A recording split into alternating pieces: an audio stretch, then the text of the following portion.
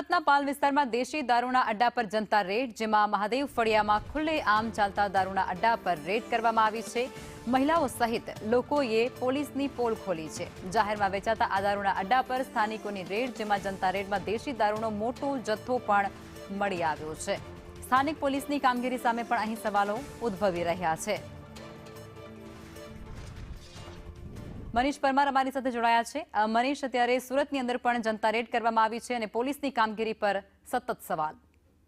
जी बिल्कुल, बात करिए तो सूरतना पाल विस्तारनी अंदर आ जनता रेड करवामां आवी छे। वारंवार जे स्थानिकोए छे फरियाद करी हती के दारूनुं दूषण छे ते बंध करवामां आवे, लोको हैरान परेशान थाय छे, परंतु जे बुटलेगरो छे तेनी सतत दादागिरी चालू रही छे। आ दारूनो अड्डो बंध नहीं करवामां आव्यो हतो अने आखरे जनता हैरान परेशान थई गई हती अने पोते जे कहेवाय के दारूना अड्डा छे ते बंध कराववा माटे पहोंची गया हता।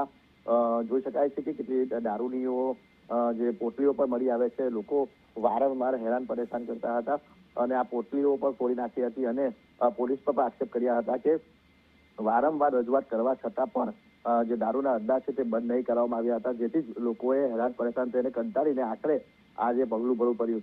જે સમગ્ર ઘટનાને લઈને જે વાત કરીએ તો જો કહેવાય કે જનતા પહોંચી શકતી હોય તો કેમ પોલીસ નહીં પહોંચી શકે આવા દારૂના અડ્ડા પર, તેને લઈને પણ અનેક સવાલો ઉઠી રહ્યા છે। જી જી, આભાર મનીષ।